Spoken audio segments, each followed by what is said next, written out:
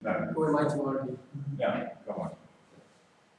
E pronto, tocar um bocadinho na questão do seminário Lab Max e, portanto, os pontos do nosso trabalho, quando nós estamos a fazer a tese, e os nossos investigadores, como o Nuno que não está cá, que tem um projeto que é fora desse contexto, mesmo assim é um projeto interessante, e tentarmos criar aqui alguma rotina, mas sem a parte aborrecida da coisa. Portanto, estou a pensar numa apresentação breve de 20, 25 minutos, mais uns 15 para a discussão.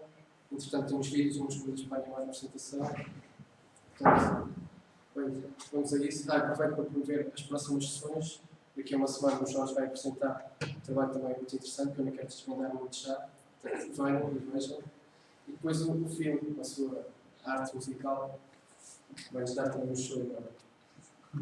Bem, para começar, tem havido um movimento na robótica já há algum tempo, de passar de um único robô fazer uma tarefa para um conjunto de robôs que se empenham nessa mesma tarefa.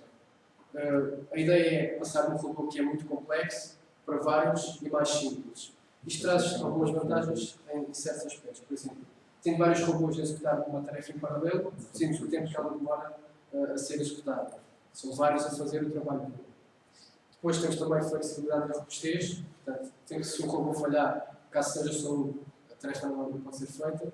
Se tivermos vários e um ou mais falharem, há sempre os outros. Para além disso, existem tarefas que não se adequam a só um robô. Portanto, têm de ser feitas por vários, dada a complexidade do ambiente e da tarefa. Neste cenário, a robótica coletiva designa-se como tem vindo a estudar aqui os robôs que resolvem a tarefa em conjunto de uma forma cooperativa ou não cooperativa, ou seja, a ideia é, se eles necessitam de todos para fazer uma certa ação, por exemplo, agarrar uma caixa e mover para outro sítio, eles podem fazê-lo individualmente, contribuindo para a performance do grupo. Tendo isto em mente, se queremos que eles façam alguma coisa, temos de os desenhar para fazerem isso. Ou seja, se queremos que eles tenham um comportamento coletivo, temos que fazer com que esse comportamento seja exibido. A ideia é que este processo não é muito simples. Ou seja, podemos desenhar robôs individualmente, mas o que é que nos garante que, como grupo, depois vão fazer o que nós queremos, ou vão fazer o que nós queremos da forma como queremos. Ou seja, a robótica coletiva suscita algumas questões, nomeadamente como gerar comportamento adequado e que mecanismo de controle é que devemos empregar os robôs, porque se eles estão a agir no ambiente, têm uma certa autonomia. E se têm alguma autonomia, podem acabar por fazer o que não queremos. Para além disso, o mecanismo de controle deve ser simples, deve ser escalável, se adicionarmos mais robôs, em princípio, a resolução da tarefa deve ser mais rápida. E são algumas questões que são um pouco problemáticas, ou pelo menos estão um pouco em aberto. Neste cenário, como forma a tentar dar resposta a isto, surge um bocadinho a robótica evolucionária, que se caracteriza por basear-se nos algoritmos genéticos. O advento dos algoritmos genéticos prometeram trazer alguma da riqueza dos seres vivos para os agentes artificiais e, como tal, os robôs. Os algoritmos genéticos, esta área toda, motivou a robótica evolucionária, que basicamente consiste numa metodologia para a criação automática de componentes robóticos. Ou seja, por exemplo, determinar em simulação qual a forma mais adequada de um robô, ou quais os sensores que ele deve ter para desempenhar uma certa tarefa, onde é que eles devem estar posicionados no seu corpo, ou até mesmo sintetizar o controlador do robô, ou seja, o seu cérebro artificial, que controla quando ele faz as ações e como é que as faz. É essencialmente neste ponto que eu me vou focar, na sintetização de controladores para robôs. E com base na robótica evolucionária, para sintetizar estes tais controladores, traz algumas vantagens. Primeiro, evita que haja um programador a definir automaticamente, a definir o controlador, ou seja, se aquilo é gerado automaticamente, não é preciso estar lá ninguém a programar e dizer se isto, então faz aquilo e coisas do género. Depois, um estudo interessante que ainda levou esta área um bocadinho mais à frente, foi feito pelo Nolfi, em 96, que basicamente provou que em determinados domínios, os controladores evoluídos com base na robótica evolucionária são mais simples e robustos do que a tradicional abordagem por comportamentos, onde queremos que o robô faça um comportamento mais geral e o vamos compondo em pecinhas mais pequenas, depois juntamos tudo com recurso a pesos ou outras metodologias para determinar o que é que tem prioridade sobre o que é mais importante. Em suma, o objetivo mais a longo prazo, a área ainda não está assim muito avançada em relação ao que seria de esperar da robótica evolucionária, é conseguir desenvolver e construir um sistema robótico ótimo, ou perto do ótimo, que faça o que nós queremos da forma como queremos, ou seja, tais especificações, dada apenas a especificação da tarefa. Ou seja, por exemplo, queremos robôs que limpam o pó, nós estamos no ambiente e eles aprendem a limpar o pó e fazem a tarefa dela. como eu disse, vou-me focar na sintetização de controladores. Os controladores para robôs, ou seja, os tais mecanismos que controlam as ações de robôs, têm várias formas. Podem ser sistemas de regras, mas podem ser outras coisas, mas normalmente são redes neuronais que são alteradas ou otimizadas via algoritmos evolucionários. O que acontece é que os inputs das redes neuronais são os valores normalizados do sensor, ou seja, os sensores dos robôs determinam, por exemplo, a proximidade a uma parede, a uma cadeira, a uma pessoa, a um objeto qualquer, alimentam a rede neuronal e o que sai da rede neuronal, os outputs, controlam os atuadores dos robôs. Ou seja, por exemplo, o que ele faz no ambiente, as suas rodas, o braço mecânico, coisas desse género. Ora, com licença.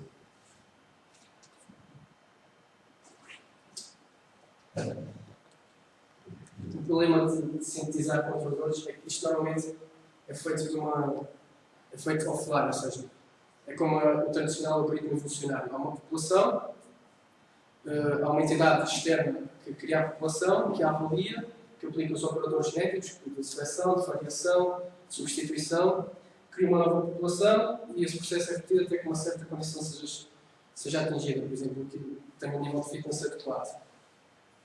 No caso da robótica evolucionária, a população de controladores é avaliada, portanto, em cada um dos controladores. Uma cópia desse controlador é posta em cada um dos robôs e ele é avaliado como grupo pela sua capacidade de fazer a tal tarefa. Ou seja, o fitness é coletivo. Este processo é discreto e centralizado porque depende da tal entidade externa típica dos algoritmos evolucionários. O problema de fazer isto offline é que, primeiro, se evoluirmos os controladores em simulação, temos de os transferir para robôs. E se vamos transferir para robôs reais, especialmente no caso dos reais, pode haver um gap, ou seja, o reality gap, a diferença entre as condições de simulação e as condições reais. Depois, como os controladores foram evoluídos num certo conjunto de condições ambientais, ele especificou-se, ou especializou-se, melhor dizendo, naquelas condições. Ou seja, se, por exemplo, ele estiver habituado a evitar pedras redondas e encontrar uma pedra que é quadrada, pode não se dar bem nessa situação porque foi evoluído para evitar as pedras redondas. Ou seja, tem uma fraca capacidade de se adaptar a mudanças no ambiente. Embora as redes neuronais possam estabilizar em certos casos, mas mudanças drásticas elas não se conseguem adaptar. Então surgiu mais uma questão, que é como é que podemos possibilitar uma adaptação contínua dos controladores a mudanças ambientais. Isto foi resolvido, começou a ser estudado no final da década de 90, mais precisamente em 99, tirando a evolução de um princípio offline para um princípio online. Ou seja, o princípio online caracteriza-se por ter um algoritmo evolucionário em si distribuído pelos robôs e estes evoluem à medida que realizam uma tarefa no ambiente, ou seja, adaptam-se no ambiente em que agem, daí online. Oferece algumas vantagens, por exemplo, como eles se adaptam à medida que executam a tarefa no ambiente, conseguem se adaptar melhor a mudanças, são ambientes pouco conhecidos ou parcialmente conhecidos. E para além disso, a evolução passa de ser discreta para ser contínua. Ou seja, é uma evolução contínua no tempo, que pode ou não estagnar, e caso haja mudanças, o processo continua e voltam a adaptar-se. Neste cenário, cada indivíduo, cada robô é constantemente avaliado, ou seja, o que interessa é a sua capacidade de fazer a tarefa no ambiente, e é isso que é o fitness dele, ou seja, é por isso que ele é avaliado. A sua capacidade de agir no ambiente fazendo a tarefa. Ora, tenho aqui uma citação que eu considerei até algo interessante. Basicamente, tenta ligar-se um pouco aos objetivos de longo prazo da robótica evolucionária, que é, no fundo, o que nós queremos é lançar um conjunto de robôs no ambiente de forma completamente autónoma e eles aprendem sem qualquer interferência a fazer o que nós queremos. Já estivemos mais longe, mas ainda falta muito. Em relação à evolução online, há essencialmente dois tipos de abordagens. Primeiro, há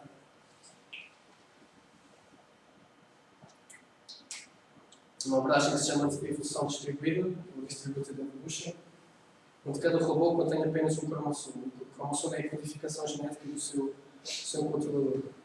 O que acontece é que cada robô só tem aquele material genético e a descendência é criada transmitindo esse material genético a outros robôs e havendo recombinação e mutação. O problema disto é que os robôs têm que estar perto para trocar material genético E em caso de ambientes muito grandes, ou onde há dificuldade de eles se encontrarem, o processo evolucionário pode mesmo estagnar. Se não estagnar, ou seja, se eu estiver num ambiente onde se encontra regularmente, então o melhoramento da população é interativo, porque eu transmito a minha melhor parte, ou uma parte, para robôs que não são tão bons, eles acabam por melhorar. Outra abordagem é a evolução encapsulada, que resolve este problema do encontro dos robôs, que basicamente cada robô contém uma população de controladores internamente.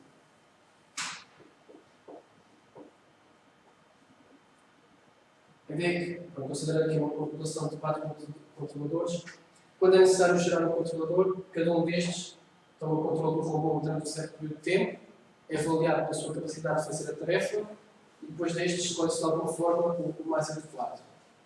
Quando ele é considerado inadequado, volta-se a repetir o processo. A ideia é que o algoritmo evolucionário é implementado localmente, ou seja, cada robô funciona por si e para si, como está lá aquela comunicação ou troca de material genético. O problema disto é que, como eles são avaliados no esquema de time sharing, pode estar um robô a executar a tarefa e outro robô a avaliar controladores, o que faz com que haja um desfazamento e eles acabem por não contribuir para o objetivo comum.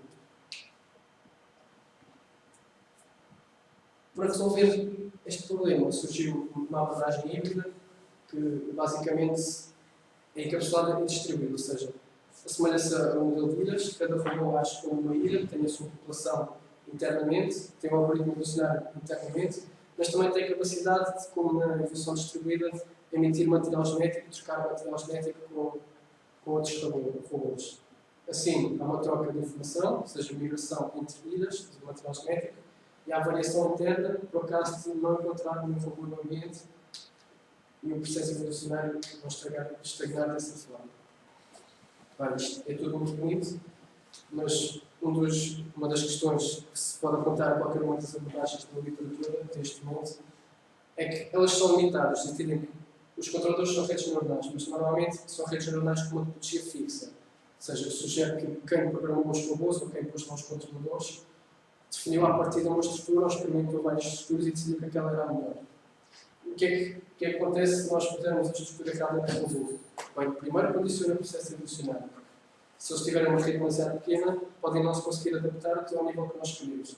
Se tiverem uma rede demasiado grande, podem demorar demasiado tempo a adaptarem-se. Ou seja, escolher a topologia errada condiciona o processo evolucionário. Condiciona a forma como os robôs se adaptam ao ambiente e o tempo que demoram a fazer. Nisto, eu proponho, não é? Tenho uma fase de proposta, um algoritmo que se chama Automate, que basicamente consiste num algoritmo descentralizado, completamente descentralizado, para a evolução online, e que consegue fazer evoluir tanto os preços como a tecnologia de uma rede neuronal. A ideia geral é que o algoritmo é genérico, ou seja, em princípio pode ser aplicado a um conjunto de agentes situados no tempo e ou no espaço, ou seja, pode haver desacoplamento temporal ou espacial. E este grupo de agentes evolui à medida que se adapta, à medida que age no ambiente. Cada agente é controlado por uma rede neuronal, ou seja, veja uma coisa como cada agente tem um conjunto de soluções e tem uma solução ativa no momento. Essa solução ativa no momento é a solução que ele considera candidata para resolver a tarefa. No caso dos robôs, seria, por exemplo, a sua contribuição para atingir um comportamento coletivo.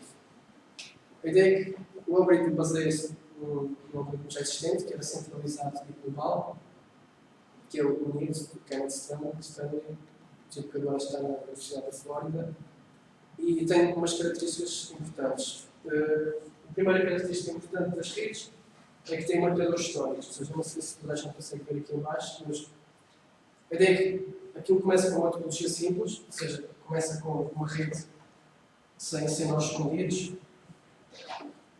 e cada nó e cada ligação também tem um identificador.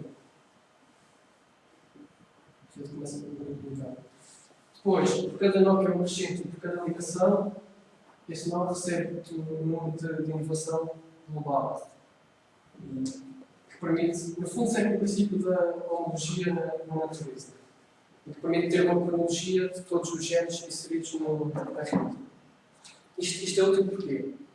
fazer o crossover de redes neuronais é difícil, porque no fundo aquilo é um conjunto de pesos. Define uma estrutura, mas é um conjunto de pesos. Ou seja, se nós não lhe dermos algum significado, se não soubermos o que é que aquilo representa, vamos estar a cruzar duas redes e aquilo muito provavelmente vai dar uma coisa sem sentido. Ou seja, o que acontece é que estes marcadores históricos permitem saber que genes ou que redes é que têm partes em comum e assim cruzar, ou seja, juntar duas redes e ter uma coisa que faz mais ou menos sentido. Aumentar a probabilidade do resultado ser algo que faça alguma coisa útil.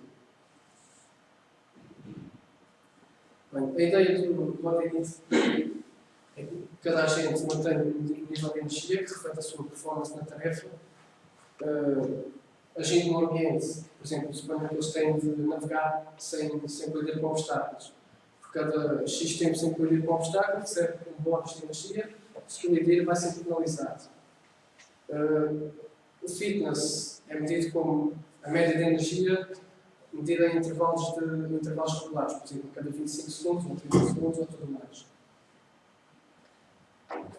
Para além disso,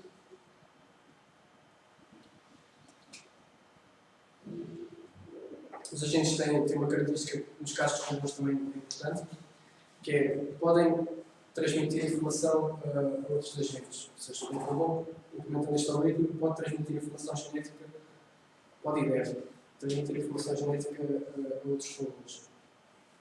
A ideia é que, para além disso, reparem que isto foca-se na tal abordagem híbrida, ou seja, a transmissão de informação, mas também há uma manipulação interna. Cada agente tem um repositório interno que armazena, para além da sua solução ativa e da sua solução candidata para a tarefa, mais um outro conjunto de soluções, ou seja, como uma população do algoritmo evolucionário, ou uma pequena parte da população do algoritmo evolucionário. A ideia é que isto o repositório interno vai funcionar como uma visão global das coisas, uma visão de campo das coisas que acontecem. Os repositórios dominam algumas características do NIT, o tal algoritmo centralizado. Primeiro, respondo aqui um conjunto de redes neuronais.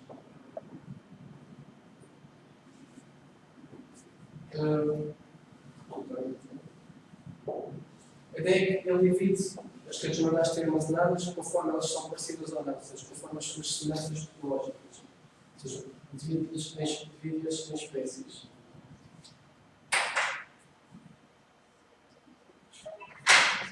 Jorge? Ou seja, se eu tiver uma rede que é bastante diferente das outras, vai estar numa espécie à parte. Se eu tiver duas que são parecidas, estão na sua outra espécie. Se tiver outras duas que são parecidas entre si, mas diferentes das restantes, fazem uma terceira espécie. A ideia disto é usada também, é suportada por um mecanismo de fitness sharing, e basicamente cada indivíduo partilha o fitness da sua espécie, ou seja, o fitness deste indivíduo, o F1, fitness ajustado, vai ser o seu fitness dividido por número de elementos da população. Ele ajusta o fitness consoante o tamanho da sua espécie. Isto tem a ver com o facto de isto e a especiação tem a ver com o facto de alguns acontecimentos são probabilísticos, nomeadamente escolher um novo controlador ou transmitir informação probabilística. O que isto faz, no global, é evitar que uma espécie controle a população toda, ou seja, se torne dominante por ser muito melhor do que as outras, e além disso, faz com que também haja uma proteção das redes novas. Se elas competem primeiramente na sua espécie, ou seja, competem primeiramente neste pedaço da população, para depois poderem competir com a população global. Ou seja, protege-as, dá-lhes uma espécie de amadurecimento e permite que elas não dominem a população. A tal divisão em espécie ou especiação é feita com base numa medida de semelhança que essencialmente se baseia no número de nós e ligações em comum entre as redes e na diferença de pesos entre elas.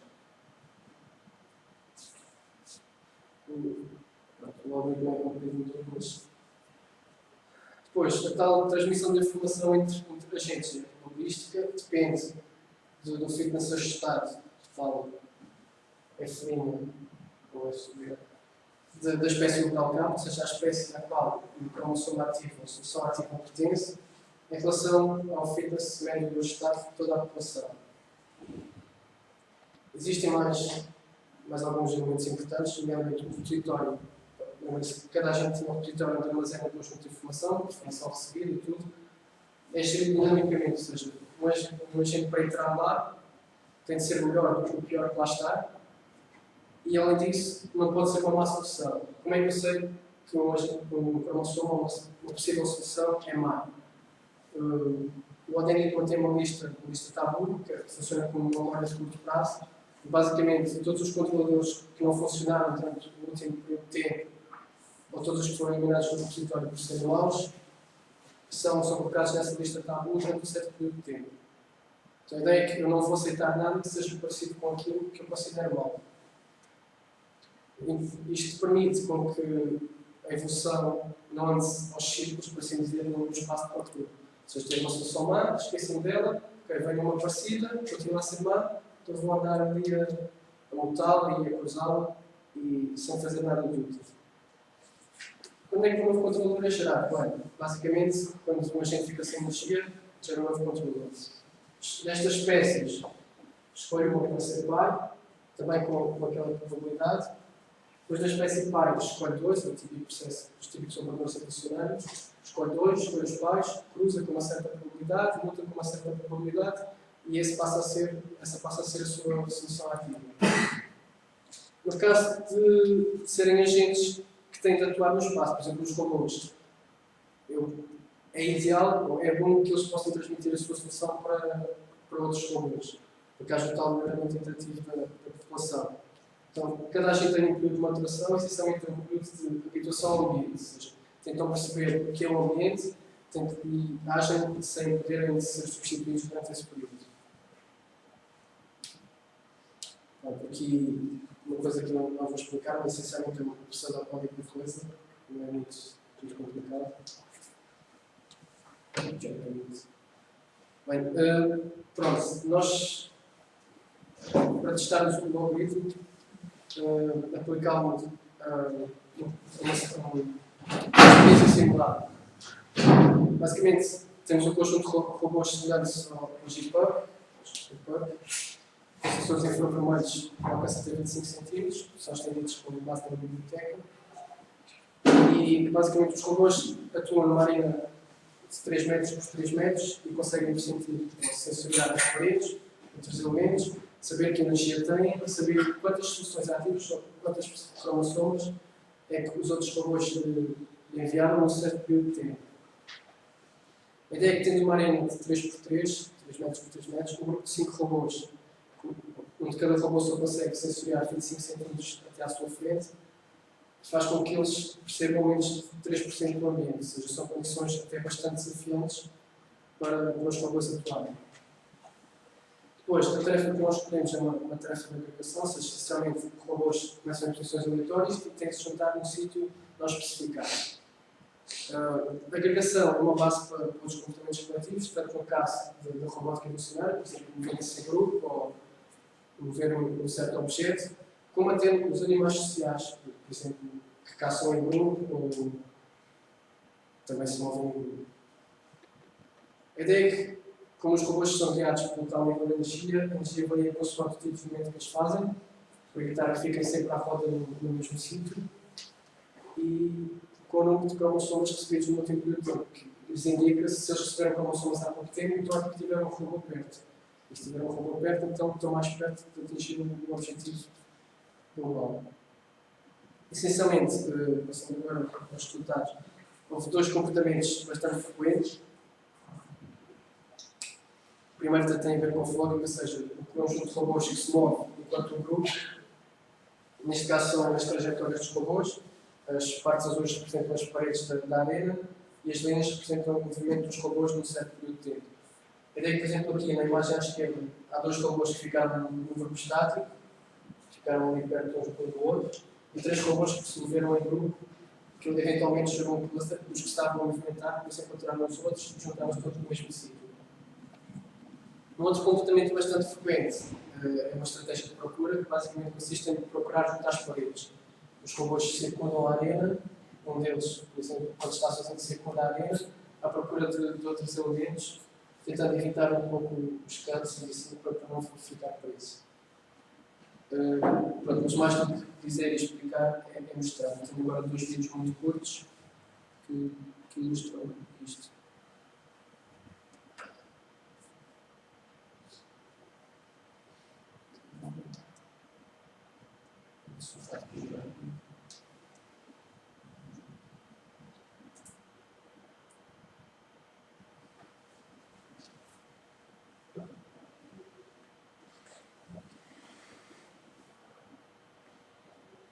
Isto é um estado intermédio da evolução, ou seja, uma geração intermédia.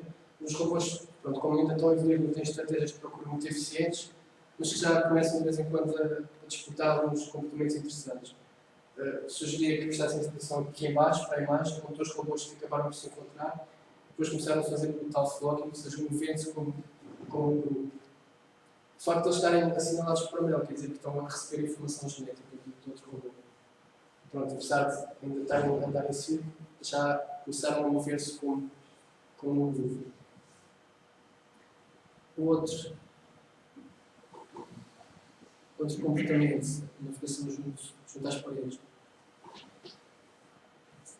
Neste caso, temos um agregado de 4 robôs e um robô que procura junto às paredes e que vai acabar por os encontrar e juntar-se a eles.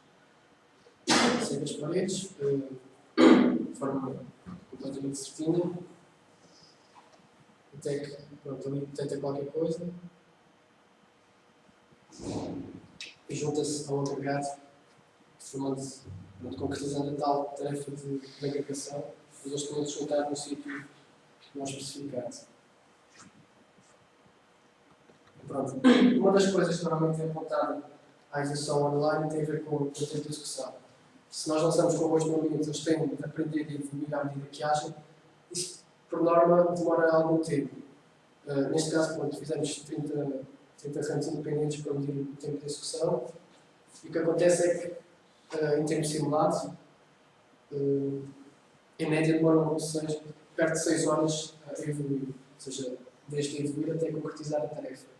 Há alguma oscilação entre 1 e 24 horas, mas em geral os tempos são bastante aceitáveis para uma coisa que se lança no ambiente e tende a aprender tudo completamente de raiz.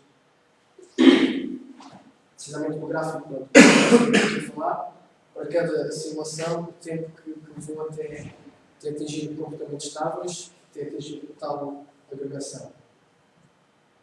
Outra coisa que foi realizada foi o estudo de relação, que basicamente consistiu. Temos vários componentes, temos um repositório, temos uma lista tabu, temos um período de maturação, com o impacto deles sobre a performance global do algoritmo. Então o que foi feito foi tirar cada um desses componentes à vez e verificar como é que isso afetava a performance global.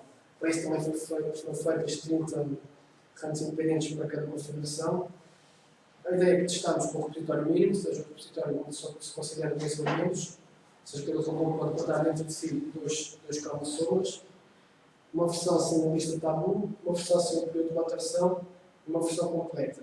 Essencialmente, o que os resultados mostram é que a versão completa é mais rápida. Esta coluna das evaluations mostra, em média, o número de controladores ou sessões ativas que cada robô teve, dentro de si até atingir um objetivo, até atingir comportamentos sustentáveis. E a última coluna mostra o número de vezes que, com aquela metodologia, conseguiram atingir um objetivo ou não. Considera-se que eles falhavam no objetivo. Pronto, após 100 horas de tempo simulado, não tinham atingido comportamentos sustentáveis, nem se tinham agregado. Essencialmente, há aumento. Quanto maior o algoritmo total, demora menos tempo a evoluir, tem menos controladores e não falha. Eles acabam por se agregar em todas as situações. Ou seja, o que isto mostra no fundo é que todos os componentes são importantes para a performance global do algoritmo. Pronto, e agora terminar, que já não é sem tempo. conclusão e trabalho futuro. Essencialmente, a evolução online permite, por princípio, uma melhor adaptação ao ambiente, às mudanças do ambiente do que a evolução tradicional offline. Depois, a natureza do ODNI, distribuída em síncrono, o algoritmo evolucionário está completamente distribuído com a população de robôs, permite comportamentos diversos, estratégias de procura diversas, no caso desta tarefa de agregação, onde se geravam clusters estáticos, ou seja, os tais dois elementos ficavam próximos um do outro, no cluster dinâmico, os outros três, no caso dos 5 robôs, se moviam em grupo até alcançar os restantes. Depois, o estudo que eu apresentei da relação indica que todos os comportamentos têm um impacto significativo, mais ou menos significativo em performance. E em relação ao trabalho futuro, testar isto com outras tarefas da robótica evolucionária, testar isto com tarefas onde haja uma maior necessidade de se adaptarem a mudanças e explorar mais a diversidade comportamental, ou seja, como é que eles, para atingir uma determinada tarefa, podem ou não usar comportamentos diferentes e em que é que esses comportamentos diferentes são ou não úteis dentro deste universo distribuído e descentralizado. E algumas referências para isso. E é isso. Dou oportunidade no caso.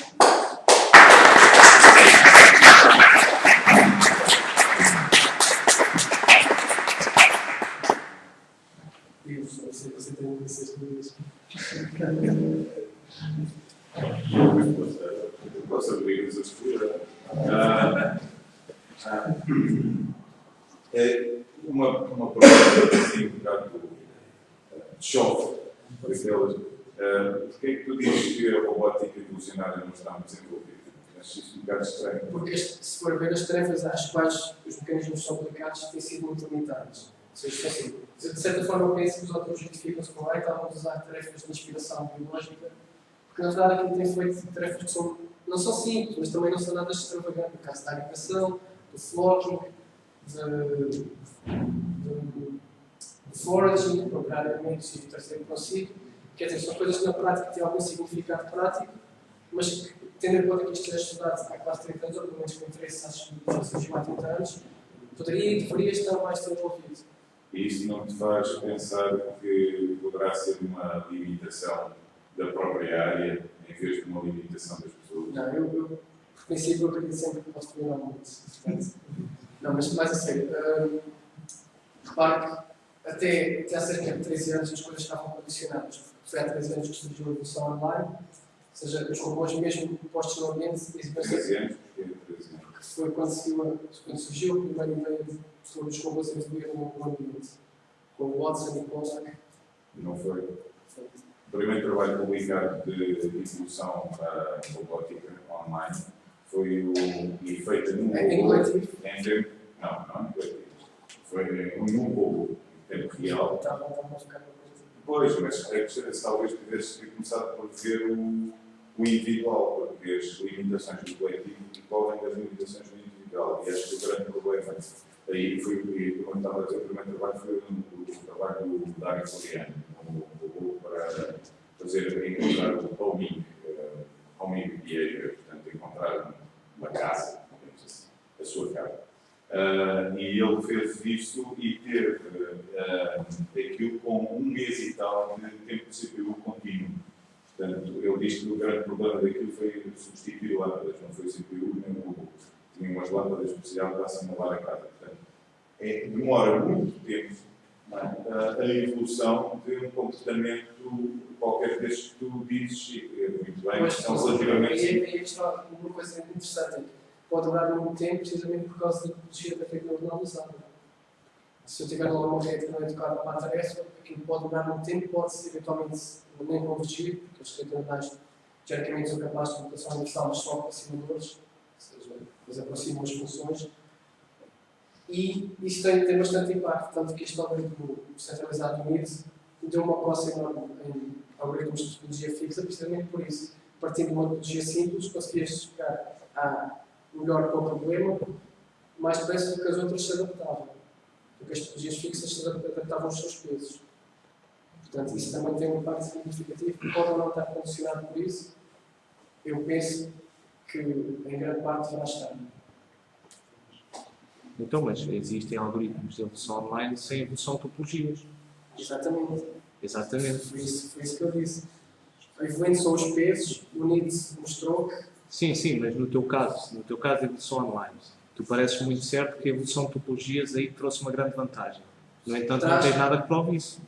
Como é que tu defines? Então eu faço não estou a falar teoricamente, estou a falar em termos práticos. Como é que tu consegues saber que a evolução de topologias trouxe alguma vantagem nesse caso? Vou responder ao contrário. E como é que tu sabes que não trouxe? Não. Não, o ônus da prova está do teu lado, mas tu é que estás a apresentar alguma coisa nova. No caso da evolução online, ainda não tenho essa informação, mas a ideia é que, por exemplo, o NIT já tem algum background, já tem provas dadas há cerca de 10 anos.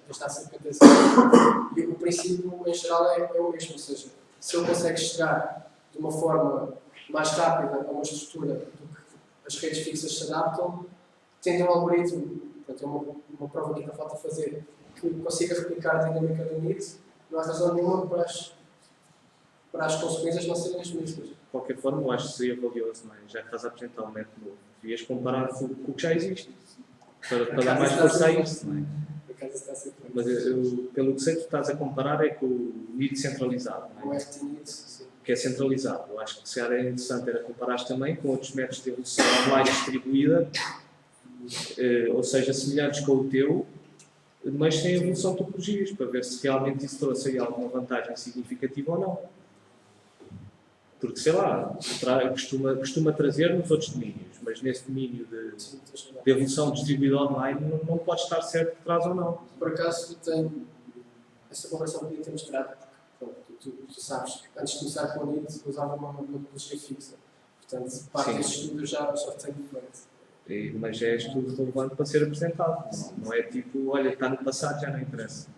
Sim, e acho que realmente devias focar mais nessas comparações que eles têm.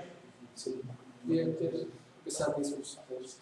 E inclusive é que podias depois analisar se realmente o algoritmo distribuído está a evoluir soluções mais simples, ou seja, com redes mais pequenas do que as outras estás a definir. Isso é mais uma informação que eu tenho aqui, mas na verdade por exemplo, agora não há parte, mas fazer esta tarefa com um algoritmo de topologia fixa, seja um algoritmo um pouco semelhante a este, mas com uma topologia fixa, havia a transmissão de informações cinéticas e tudo, precisava em média de 20 neurônios escondidos numa camada. E aqui eles fazem isto com 5, 10, 15 máximos máximos. Ou seja, aí já há um ganho em nível de neurônios na rede. Aliás, há uma simplificação do número de neurônios na rede. E no tempo necessário para a evolução? Também. Muito significativo. Portanto, aqui eu tenho 22, era para aí todo. Não tenho de cor, mas tenho essa informação na tese. Mas era mais ou menos o dobro. Lá está, a rede era maior, mais tempo para otimizar os preços. Sabes bem, também usas o NIT, não é? Aqui, como começa a ser simples, chega bastante depressa à tecnologia, não ótima, mas adequada.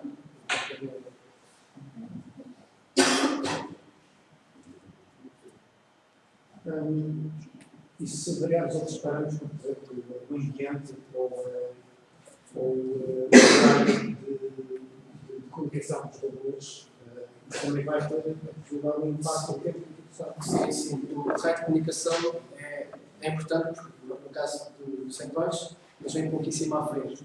2, 3 centímetros por defeito e 25 centímetros quanto à biblioteca que eu falei. E este no ambiente de 3 por 3 metros, quer dizer, é pouco. Eles são obrigados a procurar muito para eventualmente encontrar alguém.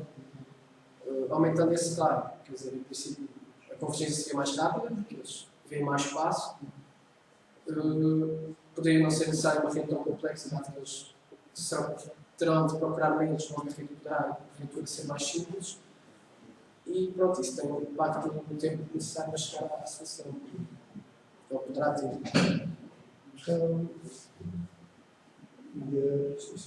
Estás sempre em menos desde 3. Não, eu por acaso fiz algumas experiências com escalabilidade. Então está, eu posso apresentar tudo aqui. Mas onde variei de 5 a 30 robôs, com arenas de 3 até 6 e tal, por 6 e tal. Portanto, Os robôs, quando lanças, eles lanças em qualquer ponto do ambiente. Não, eu lanço em qualquer ponto do ambiente, mas tenho cuidado. Quer dizer, se Eles eles. estão juntos. Não, eles começam a ter essas aleatórias, pseudo-aleatórias, porque garanto que eles estão separados, no caso do 3 português, pelo menos 1,5 metro, para que não tenham a sorte de calhar perto do outro. Se eles sendo aleatório, pode ter ali a sorte, ok, estou aqui perto deste gajo, e acabam por não ser nada dentro. É uma situação que os jogadores são lançados no ambiente. Sim, é porque a posição inicial não deve depender do que eles fazem depois. Portanto, garantindo que eles estão separados por uma margem mínima, tem alguma garantia de que aquilo vai fazer, ou vai tentar fazer o que é suposto, que é procurar e encontrar alguém. Mas tu fizeste estudos nesse sentido de ver em que medida é que o raio de comunicação influenciava a convergência e... Ao pormenor, não. Foi empírico, de certa forma, até que se associou com modelos aleatórios para se ter uma base científica suportável. Não é? Apesar de estas coisas não terem... Certo, mas repara, tu disseste que o algoritmo era suposto funcionar para qualquer coisa, é genérico, não é? Portanto, se calhar seria interessante ver em que medida é que o raio de comunicação, no fundo, é fundamental aí, porque é assim que eles trocam os genes, não é? E que fazem evoluir as suas redes. Acho que é tipo um parâmetro-chave no meio disso tudo, não é? E que seria interessante tu estudares a influência dele. Porque é que isso ficou um bocadinho para o segundo plano? Porque assim, apesar de ser importante separar as limitações tecnológicas da inovação, é preciso ter alguma base, algum suporte, não é só dizer ok, tem aqui um robô e vê 5 metros à frente. Quer dizer, as coisas funcionam assim. Para ser aceito, é necessário, por exemplo, dizer ok, você não é pouco, ou dá um suporte diferente. Não, eu sei, mas repara, não estava a falar de ver, estava a falar de comunicação. A comunicação pode ser feita, por exemplo, via Wi-Fi, whatever, com um alcance O enorme. problema é que pode não servir como ter a comunicação e não ter a proximidade. Eu estou só a receber soluções, que isso também tem um efeito contrário, as soluções más e vão-se espalhar mais longe. Tu não implementaste isso em robôs reais. Mas se quiser comprar coisas com lado mais, acho que são lá para 3. Lá, não sei aonde. Depois eu também não sei.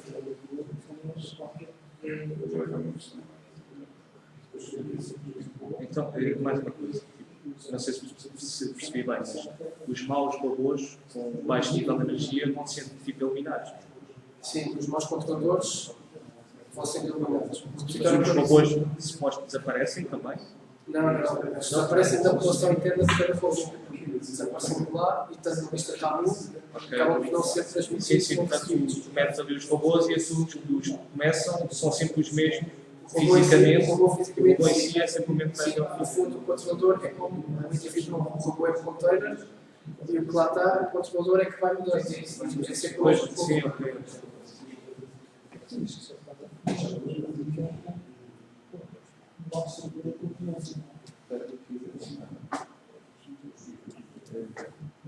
Acho que podemos dar isto a pensar. Não há mais questões. Isto aqui não tem problemas de convergência, mesmo com ambientes grandes e com muitos robôs. Convergência ao nível da resolução do problema ou das redes cruzadas? Portanto, convergência para um controlador. Não, eles na prática desenvolvem até controladores diferentes, heterogéneos, mas que acabam por colaborar para a tarefa. Quer dizer, é que dentro deste contexto há duas pessoas. Normalmente há quem defenda que, ok, tendo o mesmo controlador em todos os robôs, eles acabam por pensar da mesma forma, por assim dizer, e como tal acabam por ter comportamentos parecidos para chegar à solução.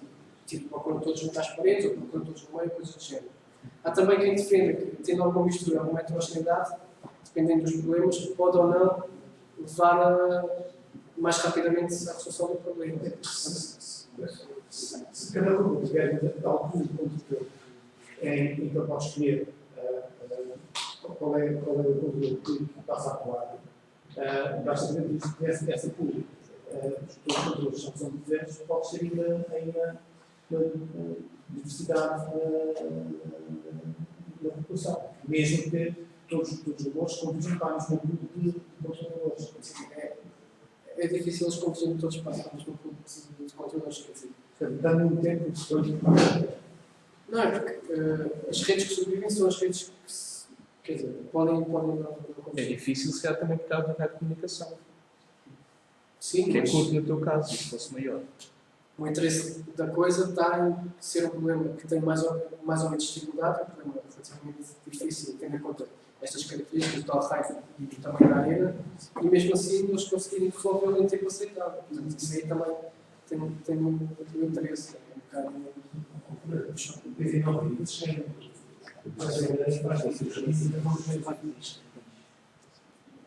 Sim, Da formação igual, fica-se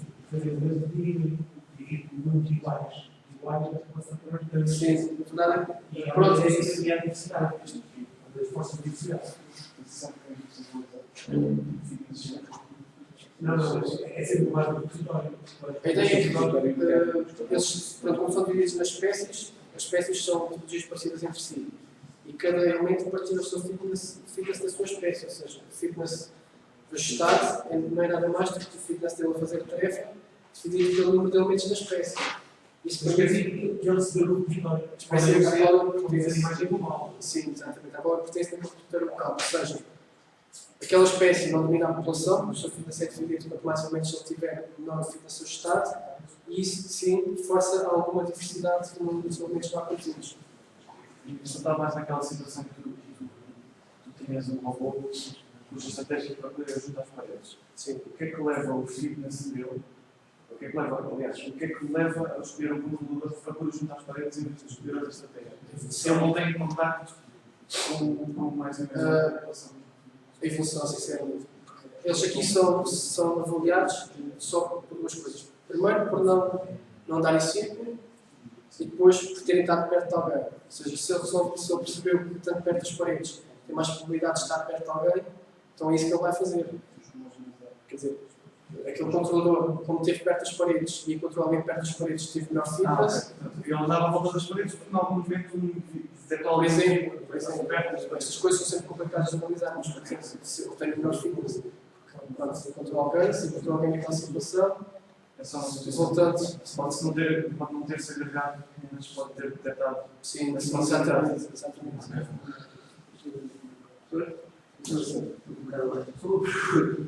Disseste que o fitness era também com análise clara. Então, se as paredes em vez de ser um quadrado, como assim? Repare que eu disse rodar em torno do mesmo ponto e não andar em cima, são coisas diferentes. Até porque uma coisa é isto. Sim. Ele não roda em torno, apesar de ter uma trajetória mais ou menos circular, não é? Não anda em círculos, porque uma coisa é estar num ponto a fazer isto, e é por isso que eles são penalizados, rodar em torno do mesmo ponto.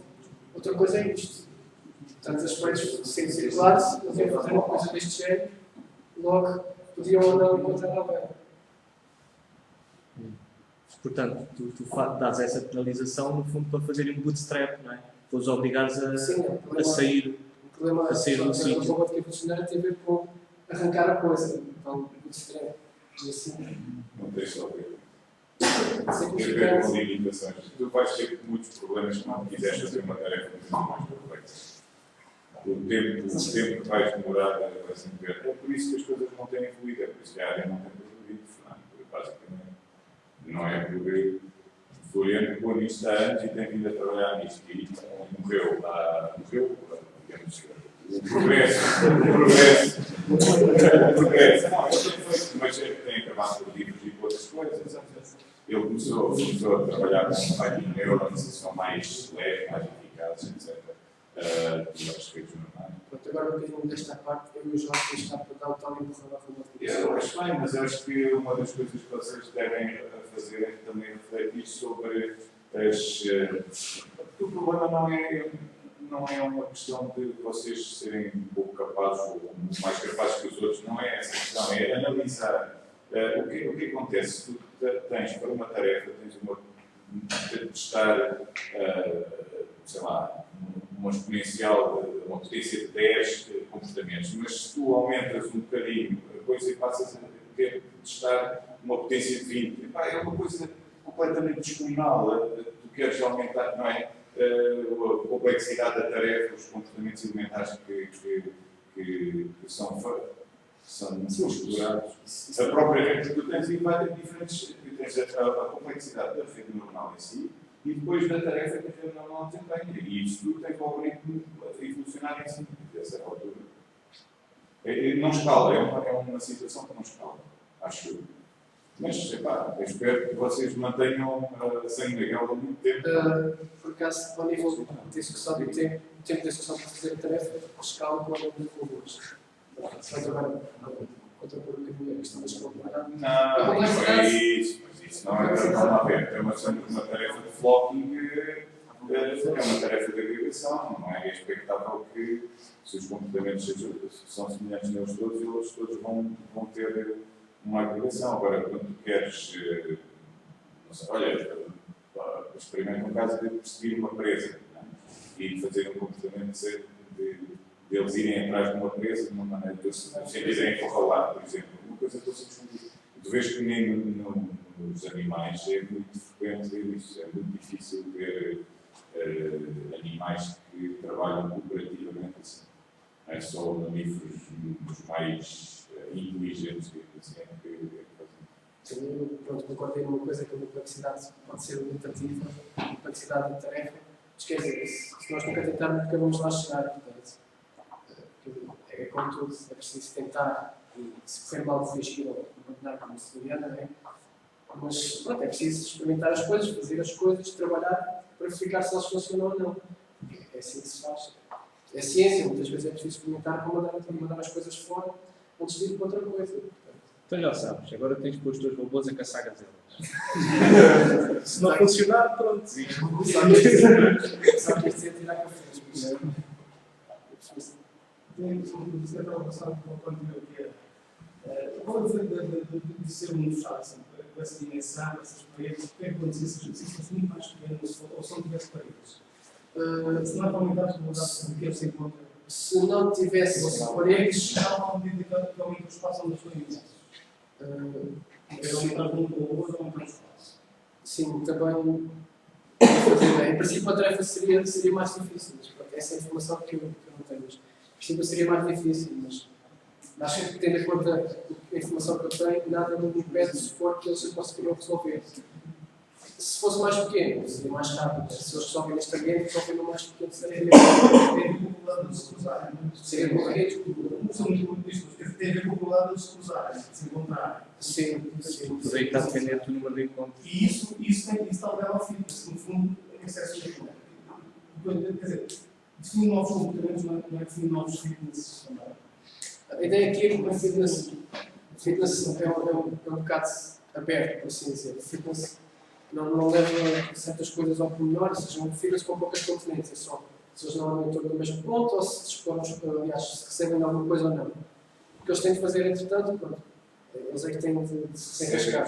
Recebem alguma coisa. Se recebem informação genética, receber um cromossoma indica que teve um robô perto, por causa do curto alcance. O fitness não é uma espécie de um objetivo para alcançar. Uma meta. O fitness, sim, o fitness reflete isso, mas o fitness reflete o quão bem eles atingem a tarefa. Não é? Sim. Sim, É mais falar mais em global. Sim. Mas não é. Mas se eu global, se eu quiser ter alguém da agregação, você fala de agregação, isso é bom. É possível falar é evitar robôs, por exemplo. Sim, aí podia ser. Não, pois é assim, realmente o teu algoritmo, a evolução, está dependente dos encontros. Mas a tua própria tarefa está a forçar os encontros.